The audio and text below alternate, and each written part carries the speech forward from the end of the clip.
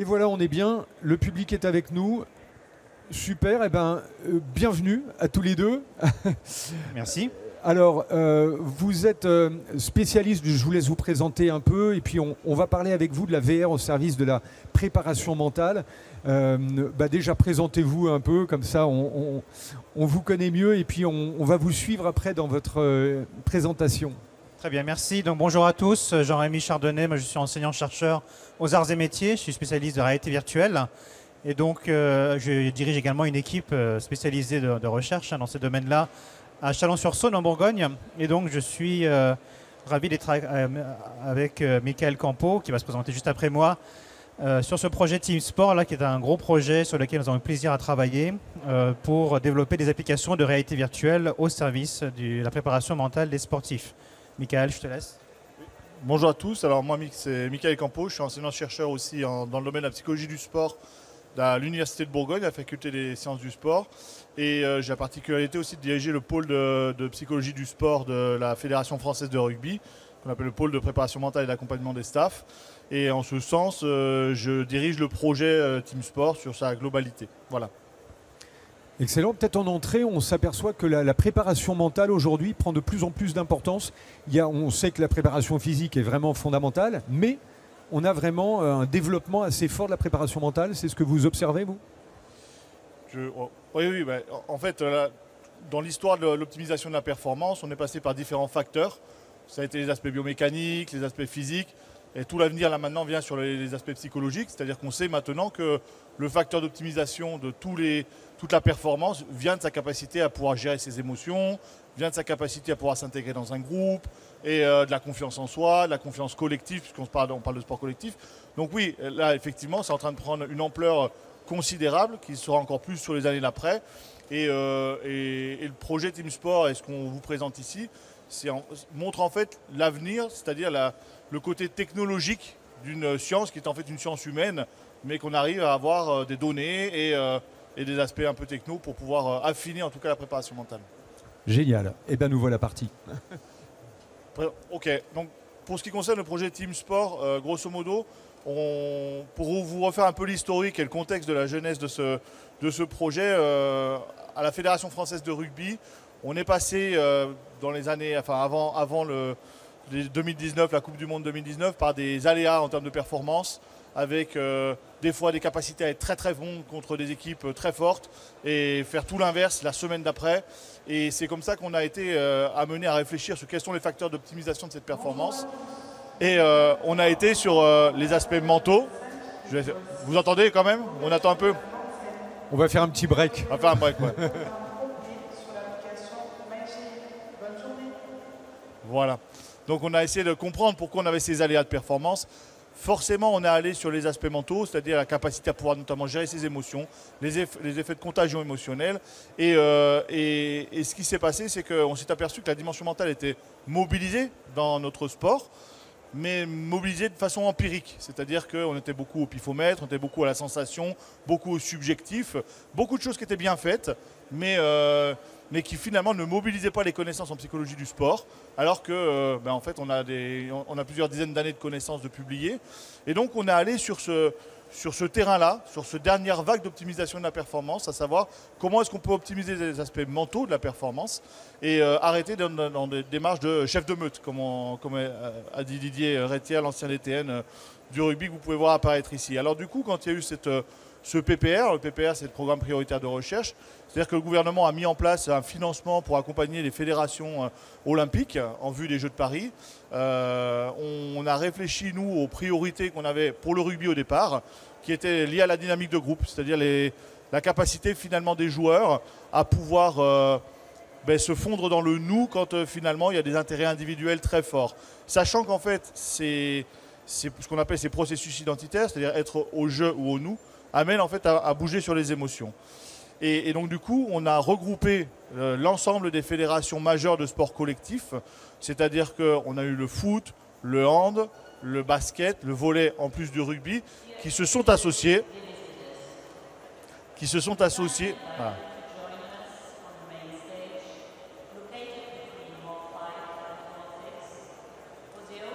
Voilà.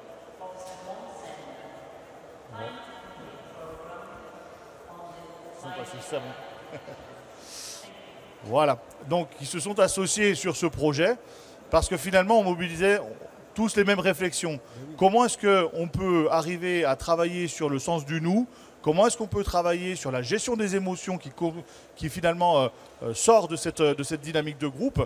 Et donc, du coup, ces 5 fédérations se sont rejointes pour ce projet Team Sport que je vous présente très rapidement avant d'aller sur la VR. Ce projet, il a plusieurs objectifs, bien évidemment des aspects scientifiques au niveau de la connaissance, développer de nouvelles connaissances, ce qu'on a fait, notamment ce que vous présentera Jean-Rémy juste après moi. Il y a bien entendu tout l'accompagnement des équipes de France, il y a la structuration des fédérations dans ce domaine-là et tout ce qui est lié à la formation des entraîneurs notamment, puisque ce projet se cible particulièrement sur les entraîneurs. C'est un projet qui a mobilisé plus de 3000 participants depuis 3 ans et demi maintenant, avec des joueurs de haut niveau, avec des entraîneurs de haut niveau, et qui s'est focalisé en fait sur la compréhension de pourquoi un joueur se centre sur ses propres intérêts alors qu'il est dans une équipe, et qu'est-ce qui fait qu'en fait il peut avoir ce sens du nous, ce sens du collectif. Ça, c'est le premier Work Package que vous pouvez voir apparaître. Sur le deuxième Work Package, en fait, ce qu'on essaie de savoir, c'est est-ce que le fait d'être identifié à un groupe nous amène à être plus performants, en sachant qu'on investit l'influence sur les émotions, sur les interactions motrices, sur le geste moteur, sur la prise de décision, sur le positionnement du regard et même sur l'effort physique. Et le dernier Work Package qui nous intéresse plus aujourd'hui, qui est plutôt le côté un peu transformationnel, c'est la création d'outils. Donc il y a différents outils. Aujourd'hui, on vous présente la VR. Cet après-midi, j'ai vu que les collègues du CEA vont vous présenter aussi tout ce qui est lié au tracking vidéo. Donc il y a l'aspect technologique très fort, très prégnant dans ce projet, et notamment la réalité virtuelle, qui est destinée à provoquer en fait des états émotionnels que l'on peut du coup essayer d'entraîner par la suite. Voilà pour la présentation du projet. Et Jean-Mi, je te laisse continuer. Ok, donc pourquoi utiliser la VR justement? Parce que la VR, c'est intéressant comme outil. C'est un magnifique outil, hein, et je pense que dans la table ronde qu'il y aura tout à l'heure, ça va être redit aussi, hein, pourquoi on utilise la VR dans le sport et pourquoi la VR est intéressante pour le sport. Tout simplement parce qu'on peut immerger des personnes, des joueurs, dans des situations qu'on ne pourrait pas forcément avoir dans un entraînement. Par exemple, si on veut immerger les joueurs dans un stade plein, rempli, en situation réelle de match, réaliste de match, on ne va pas demander à 50 000 personnes de venir dans un stade et puis remplir le stade juste pour donner l'impression d'être dans un vrai match. Et puis l'équipe adverse ne sera pas là non plus. Donc du coup, l'idée d'avoir la VR, c'est pouvoir immerger les personnes dans des situations, dans des contextes, un peu comme on veut, quand on veut, où on veut. Et donc c'est quand même un outil qui est assez intéressant pour ça. Alors, après la VR, c'est la réalité virtuelle, c'est un bel outil, mais il y a aussi des contraintes derrière. C'est toujours important, moi j'insiste toujours sur le plus de la VR, mais aussi sur ce qu'il faut imaginer quand on met en place un outil de VR. Ça ne se met pas comme ça en claquant des doigts. Il y a forcément derrière des contraintes qui sont importantes. Déjà, le fait que souvent, c'est la première fois que les joueurs ou les sportifs de haut niveau vont utiliser ce genre d'outils. À la base, ne sont pas des spécialistes de la VR, les entraîneurs non plus, ne sont pas des spécialistes de la VR, et ce n'est pas leur but. Mais du coup, il y a toujours un effet un petit peu waouh, on va dire, de l'utilisation de la VR. Et donc, il faut quand même faire attention à ça. Il ne faut pas non plus qu'ils soient perturbés par le fait qu'on met un casque sur la tête, par exemple, et puis on les immerge dans un environnement. Je dis, wow, j'ai l'impression d'être vraiment dans une situation réaliste. Après, c'est important, encore une fois, comme ce n'est pas des spécialistes, d'avoir des choses qui soient simples à utiliser. Tout ce qu'on va développer, il faut que ce soit presque du plug and play, c'est-à-dire je branche et puis ça marche, quoi. Donc il faut avoir une prise en main immédiate, des interactions fluides. Il faut bref que voilà, dès que la personne met le casque, c'est bon, il est immergé, il peut s'entraîner et c'est bon, ça marche, quoi. Ne pas rendre malade les utilisateurs, ça c'est normal aussi, parce qu'on sait très bien que malheureusement la réalité virtuelle peut rendre malade. Alors on a fait en sorte justement dans le design de l'application de faire en sorte qu'on ne puisse pas rendre malade les gens. Par exemple, on ne bouge pas trop, c'est pas le but non plus, hein. Mais puisqu'en plus le scénario ici c'est de permettre aux personnes d'avoir ces états émotionnels particuliers, on n'a pas besoin de bouger forcément, donc c'est important quand même d'avoir ça en tête. Et puis ce qui est important, et c'est le but de la réalité virtuelle encore une fois, hein, c'est ce que j'ai dit, c'est d'immerger les utilisateurs pour leur donner l'impression d'être vraiment dans une situation réaliste. Alors quand on dit réaliste, ça veut dire quoi? Ça veut dire qu'il faut que le comportement des joueurs puisse être le même que dans la réalité, c'est-à-dire que quand on va transposer après dans la réalité, en fait, ce qu'ils auront vu en réalité virtuelle, ils vont pouvoir le transposer tout de suite dans la réalité. Et c'est ça qui est important dans la réalité virtuelle. Donc il y a tout ce qui va être ce qu'on appelle l'incarnation, c'est-à-dire le fait de voir son propre corps, par exemple, en réalité virtuelle, le son, le bruit ambiant, par exemple, d'un match de rugby. Hein. On imagine qu'il y a beaucoup de musique, il y a beaucoup de supporters qui font du bruit. Le visuel aussi, l'environnement peut être important. Donc juste pour vous montrer rapidement voilà ce qu'on a développé. Donc on a ici une personne, un joueur de rugby là, qui est équipé d'un casque de réalité virtuelle. Et puis on a des éléments ici là, qui permettent de pouvoir reconstituer en fait un corps virtuel comme ici. Donc la personne, lorsqu'elle lève la main, elle voit une main virtuelle se lever. Et l'idée là de cette application, c'est aussi de pouvoir ce qu'on appelle incarner la personne. Donc d'avoir l'impression que la personne, lorsqu'elle a son corps virtuel, qui n'est pas son corps évidemment, hein, elle a l'impression que c'est vraiment elle, c'est son corps et c'est pas le corps d'un autre. Voilà. Donc il y a toute une phase qu'on appelle d'incarnation là qui est importante. Donc évidemment, lorsque la personne va bouger les bras et les jambes, elle va voir le corps du virtuel bouger comme il faut, quoi. Voilà. On a développé, oui, pardon. Vous travaillez sur l'avatar pour le rendre un peu réaliste ou pas? Non, on n'en est pas là encore. C'est juste un avatar comme ça. On pourrait. C'est une phase plus tard, quoi. Mais par contre, effectivement, il y a des choses qui existent. Par exemple, une personne qui est de couleur, on va dire de peau différente. Oui. Bon, forcément, on va mettre un avatar qui correspond à sa couleur. Voilà, tout à fait. Et puis après, qu'on soit un petit peu ressemblant dans le truc, mais voilà, ça s'affine. Mais ça commence à exister ce genre de choses et voilà, ça va arriver. Génial. Après, évidemment, il y a un certain nombre de choses qu'on va intégrer dans l'application pour donner justement cette sensation d'immersion et puis donner ce côté identitaire justement qu'on veut avoir. Il y a, par exemple, si on est sur ce qu'on appelle une identité individuelle, c'est-à-dire c'est moi, hein, c'est pas nous, hein, c'est moi en tant que joueur, moi. On va mettre par exemple la photo du joueur sur un grand écran qui dit voilà, et c'est marqué par un tel. L'avatar du participant ne porte pas le même maillot que les autres avatars de son équipe. Des banderoles avec le nom du joueur ou avec des couleurs variées par exemple qui ne sont pas forcément représentatives d'une équipe, etc. Alors que quand on va jouer sur une identité collective, sur le nous du coup, tous ensemble, ce n'est pas la personne qu'on va voir sur le grand écran, c'est le logo par exemple de l'équipe de rugby ou de foot ou autre. Les joueurs portent tous le même maillot, on entend la Marseillaise par exemple, c'est l'équipe de France, etc. Donc voilà, c'est donner l'idée aussi d'avoir des paramètres comme ça qu'on peut modifier un peu comme on veut, puis du coup jouer justement sur les niveaux d'identité, soit entre individuel et collective. Donc on a fait des expérimentations avec ça, c'est-à-dire qu'on a fait passer un certain nombre de joueurs de rugby. Alors on a commencé par le rugby, parce que historiquement, voilà, Michael étant plutôt rugby, du coup on a commencé avec le rugby. On est en train de développer pour les autres sports également, donc foot, volley, hand et basket. Et donc là on a fait des tests pour voir un petit peu ce que ça donnait déjà de tester une application de réalité virtuelle pour engendrer des niveaux identitaires particuliers.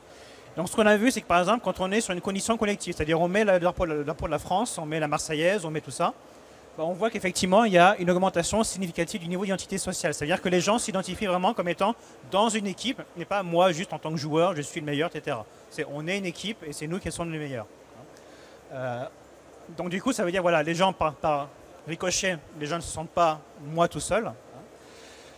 Une association de ce qu'on appelle la coprésence, c'est-à-dire que on sent effectivement, alors, les joueurs qu'on voit dans l'application sont des joueurs virtuels. Ce ne sont pas des vrais joueurs, mais en fait on s'identifie aussi aux autres. C'est même s'ils ne sont pas des vrais joueurs, on se dit ouais en fait j'interagis vraiment avec eux ou les autres interagissent avec moi. Donc c'est ça qui est intéressant. Et puis ce qu'on appelle la place illusion, c'est l'illusion que là où on est, c'est vraiment un endroit réel. C'est-à-dire que là on les immerge, je vais vous montrer une vidéo après, hein, dans un stade virtuel.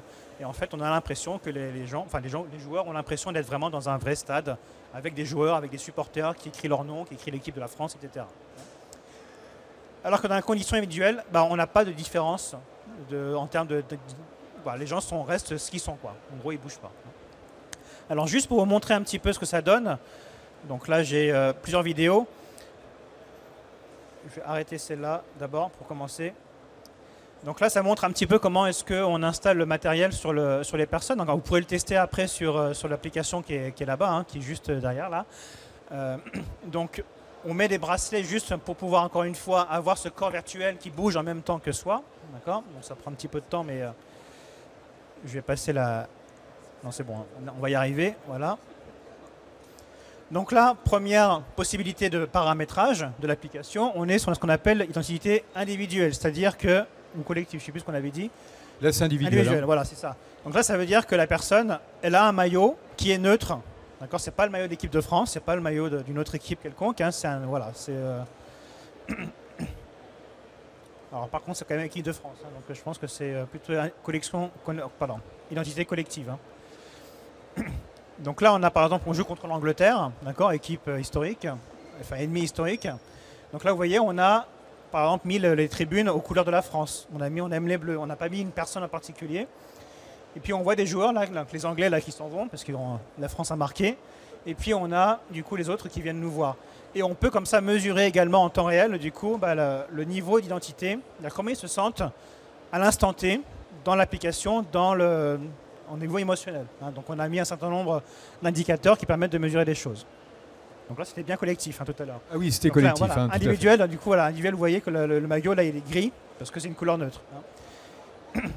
On va voir. Donc là, pareil, la personne, elle teste. C'est ce qu'on appelle la phase d'incarnation. Elle va tester l'application. Et puis là, vous voyez, on met le nom de la personne. On ne met pas l'équipe de France. On ne met pas les couleurs. Oui, les couleurs restent simples. On met une photo de la personne. Et donc, du coup, on regarde si dans cette condition-là, les joueurs, du coup, se sentent plutôt en équipe ou on dit, non, c'est moi. Donc, c'est moi qui ai gagné. Donc, c'est moi qui suis le meilleur. Voilà. Donc, pareil, on regarde. On a testé d'autres environnements là pour vous montrer, alors c'est d'autres situations dans lesquelles on commence déjà dès le vestiaire en fait à induire une identité collective. Donc là on est allé au moment où on fait l'échauffement, quand on rentre dans le stade virtuel et du coup la personne se met à la place d'un des joueurs et du coup peut comme ça du coup s'identifier à un joueur dans une équipe. Donc on retrouve un petit peu les mêmes idées que dans la première application là. Donc encore une fois, vous voyez, là, normalement, si on avait le son, on aurait la Marseillaise, on aurait des bruits de supporters. Et vous voyez, on peut changer comme ça de temps en temps, soit équipe collective, soit au contraire individuel, les paramètres. On a aussi des paramètres au niveau de la météo, c'est-à-dire qu'on peut aussi donner l'impression de jouer sous la pluie ou sous le soleil. Ça peut aussi avoir une influence sur l'état émotionnel des joueurs. Donc voilà, on peut imaginer un certain nombre de paramètres qui permettent d'induire différents niveaux de l'identité.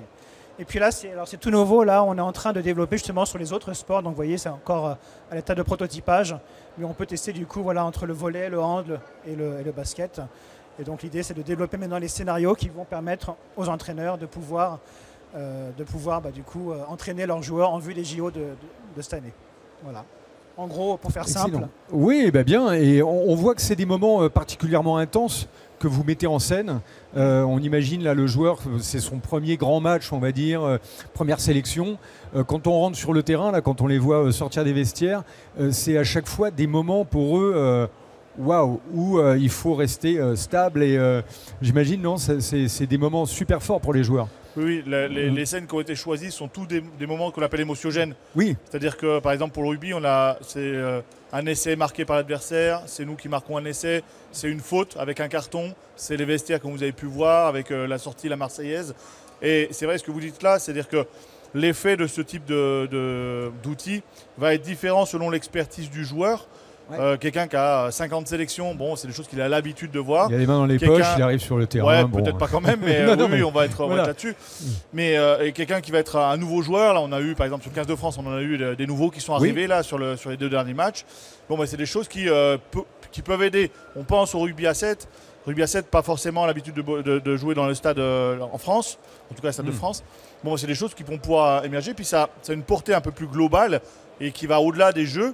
C'est-à-dire aussi, ça questionne toute la formation des jeunes joueurs. C'est-à-dire que quand on a des jeunes joueurs qui arrivent et qui pour la première fois jouent dans un stade à 80 000 places, finalement, ça peut peut-être les éviter à se faire cueillir par l'émotion, comme on dit.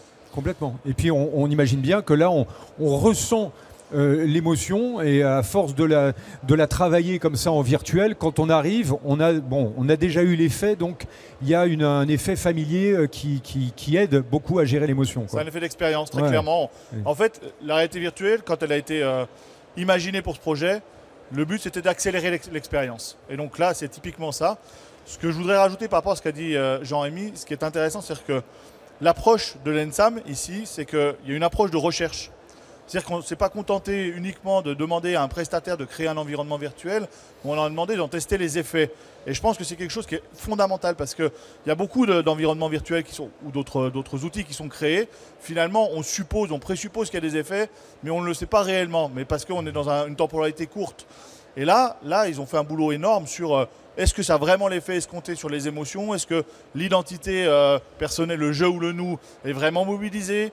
Et ça a amené des évolutions, quand vous avez vu les échelles qui sont intégrées. Bon, c'est une vraie évolution et révolution pour nous dans le domaine de la psychologie du sport, parce que ça veut dire qu'on n'est pas obligé de sortir les joueurs ou les participants pour pouvoir mesurer leurs états émotionnels, parce qu'il y aurait un break. C'est complètement immergé. Donc il y a une vraie démarche de recherche au-delà de l'outil qui est intéressant, mais on sait que ça a ces effets-là. Et après, derrière, ça veut dire qu'on peut y aller. Génial. Est-ce qu'il y a des questions comme ça à chaud? Oui. Ouais, merci, très très intéressant. Est-ce qu'il y a eu les mêmes recherches sur des sports plus individuels, j'ai envie de dire? Parce que là, on comprend bien le jeu, le nous sur le collectif. Est-ce que je prends l'athlétisme, typiquement? Est-ce qu'il y a eu des travaux où on peut utiliser cette techno et préparer aux émotions comme ça? Moi, à ma connaissance, je ne suis pas spécialiste de la VR, hein, sinon je ne serais pas avec Jean-Rémy, je vous présenterai tout seul. mais alors, je ne sais pas par rapport à la VR. Je sais qu'il y a un autre PPR qui bosse sur la boxe, par exemple, mais c'est autre chose, c'est sur les aspects techniques. Par rapport aux aspects émotionnels, je ne sais pas. Par contre, la mécanique des processus qu'on mobilise est exactement la même en sport individuel, puisqu'on ne s'entraîne pas tout seul, on fait partie d'un club, on va être dans l'équipe de France olympique, donc il y a des appartenances groupales, même si je suis en individuel. Donc fondamentalement, ça joue. Et même si on ne mobilise pas l'identité, ben, en fait, les aspects émotionnels existent quand même. Alors, on les mobilisera différemment, mais on pourrait très bien imaginer ce type d'outils à l'athlétisme, pour la familiarisation à l'environnement, compétitif. Et bien évidemment, c'est adaptable. Après, sur la réalité virtuelle dans le domaine du sport individuel, je ne sais pas. Non, je pense que des applications telles qu'on a développées pour le sport collectif, ça n'existe pas en réalité virtuelle. C'est surtout pour le geste technique, comme l'a dit Mickaël, c'est-à-dire on va plutôt travailler vraiment l'aspect physique, mais pas du tout sur le côté mental. Et donc, voilà. On a eu d'ailleurs des exemples hier sur le foot, si on se rappelle, avec justement des gestes techniques en fait. C'était beaucoup ce travail-là. Là, l'avantage, l'intérêt de la technologie, c'est vraiment de se sentir immergé dans un collectif et de travailler ce mental par rapport à l'équipe, quoi. J'ai l'impression. Oui, une question par rapport à la mesure, justement, enfin les indicateurs que vous récupérez, comment est-ce que vous arrivez après à le traduire en échelle? Enfin, quel a été le travail que vous avez fait sur la mesure? Alors, il y a un vrai état de l'art qui a été fait, parce qu'il y a des choses qui existent déjà dans la littérature, qui ont été appliquées dans le domaine réel, pas dans le domaine virtuel. D'accord. Donc après, l'idée, ça a été de traduire simplement dans le domaine virtuel ce qui existe dans la réalité. Donc des questionnaires comme ce qui existe, là, ce qu'on a vu, ça se fait déjà sur papier à la base. Donc après, il n'y a plus qu'à simplement traduire les questions dont on a besoin, parce que toutes ne sont pas forcément pertinentes pour ce qu'on veut faire. Donc il y a eu un travail effectivement de recherche, de développement aussi, de dire voilà quelles échelles, qu'est-ce qu'il faut pas non plus, parce que si les questionnaires souvent sont assez longs aussi, il ne faut pas non plus que ça ennuie entre guillemets les joueurs de répondre à un questionnaire. Donc on a aussi essayé de cibler aussi les bonnes questions pertinentes. Voilà. Il y a aussi un problème, c'est que souvent les questionnaires sont en anglais, ils ne sont pas traduits en français. Donc il faut les traduire, et pour traduire c'est quand même un peu compliqué, c'est pas juste je prends DeepL par exemple et puis je traduis. Il faut quand même comprendre un petit peu le sens de la question, d'ailleurs au niveau psychologique, qu'est-ce que ça veut dire, etc. Donc il y a quand même un travail important là-dessus.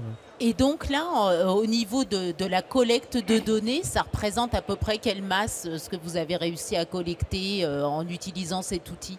Alors là, et est-ce que vous continuez justement à affiner le modèle avec les tests? Oui, bien sûr. Donc là, la première expérimentation qu'on a faite, c'était 40 joueurs.